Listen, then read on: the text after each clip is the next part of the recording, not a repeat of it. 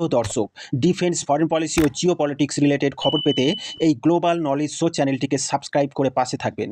ঠিক সেই সময়ই ভারত ফ্রান্সের কাছ থেকে রাফেল যুদ্ধ বিমানের সোর্স কোড চায়, কিন্তু ফ্রান্স এই সোর্স কোডের পাসওয়ার্ড না দিয়ে ভারতকে ফিরিয়ে দেয়। ফ্রান্স ভারতকে বলে ম্যাটিওর মিসাইল ব্যবহার করার জন্য, কিন্তু একটি ম্যাটিওর মিসাইলের দাম 20 কোটি টাকা, আর ভারতের স্বদেশিভাবে তৈরি অস্ত্র মিসাইল 8 কোটি টাকা দাম। অথচ একই কাজ করে। ভারত এই অস্ত্র মিসাইল রাফালের ইউজ করার জন্য হুক কোড দেওয়ার আর্জি জানিয়েছিল ফ্রান্সকে। অবশেষে ভারত ব্রহ্মস মিসাইল দিয়ে পাকিস্তানের সমস্ত আর্মি এয়ারবেস ধ্বংস করে দেয়।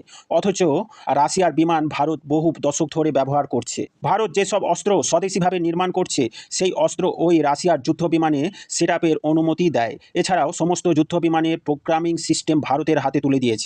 সেই জন্য ভারত বুঝে গেছে ইউরোপের দেশ বা আমেরিকার কেউই বিপদের সময় ভারতের পাশে থাকবে না। সেই জন্য ভারত খুবই শীঘ্রই রাশিয়ার কাছ থেকে SU-57 ফাইটার এয়ারক্রাফট কিনতে চলেছে।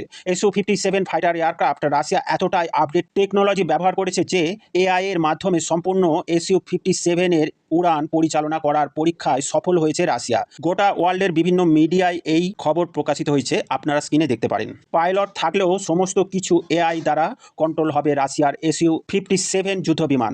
রাশিয়া এই যুদ্ধ বিমানকে স্বদেশিভাবে ভারতের সমস্ত টেকনোলজি হস্তান্তরের মাধ্যমে নির্মাণ করার অফার দিয়েছে, এবং ভারত সমস্ত টেকনোলজিকে নিজের মতো করে ব্যবহার করতে পারবে। সেই জন্য আশা করা যায় ভবিষ্যতে আর রাফাল যুদ্ধবিমান ভারত ফ্রান্সের কাছ থেকে কিনবে না, এবং যে 26টি রাফাল M যুদ্ধবিমান কেনার কথা হয়েছে ফ্রান্সের কাছ থেকে 62,000 কোটি টাকা দিয়ে, তাও বাতিল হওয়ার সম্ভাবনা আছে। কারণ ফ্রান্স যুদ্ধকালীন পরিস্থিতিতে ভারতের সঙ্গে যেভাবে ব্যবহার করেছে, তাতে ইউরোপ, আমেরিকা বলো, ফ্রান্স বলো, সবার সাথে বিশ্বাসযোগ্যতার অভাব রয়েই গেল। ভারত বুঝে গেছে ফ্রান্স বা আমেরিকার অস্ত্র কিনলে সম্পূর্ণ কমান্ড সিস্টেম কখনোই তারা ভারতকে দেবে না। তবে এতে করে যুদ্ধকালীন পরিস্থিতিতে বড় কোনো পদক্ষেপ নিতে বাধা হয়ে দাঁড়াতে পারে এই দ্বিচারিতা। যেহেতু পাকিস্তানকে চায়না J-35 ফাইটার এয়ারক্রাফট দেওয়ার ঘোষণা করে দিয়েছে 6 মাসের মধ্যে, সেক্ষেত্রে ভারত রাশিয়ার কাছ থেকে খুবই শীঘ্রই SU-57 ফাইটার এয়ারক্রাফট কেনার প্রক্রিয়া শুরু করে দেবে। এই মুহূর্তে রাশিয়া এবং ভারতের সম্পর্ক একে অপরের পরিপূরক। ভারত স্বদেশিভাবে যেসব অস্ত্র ও মিসাইল তৈরি করছে, তার হুক কোড ভারত নিজেই সেট করতে পারবে SU-57 ফাইটার এয়ারক্রাফটে। প্রিয় দর্শক, সম্পূর্ণ ভিডিও সম্বন্ধে আপনাদের মতামত কমেন্টের মাধ্যমে জানাবেন।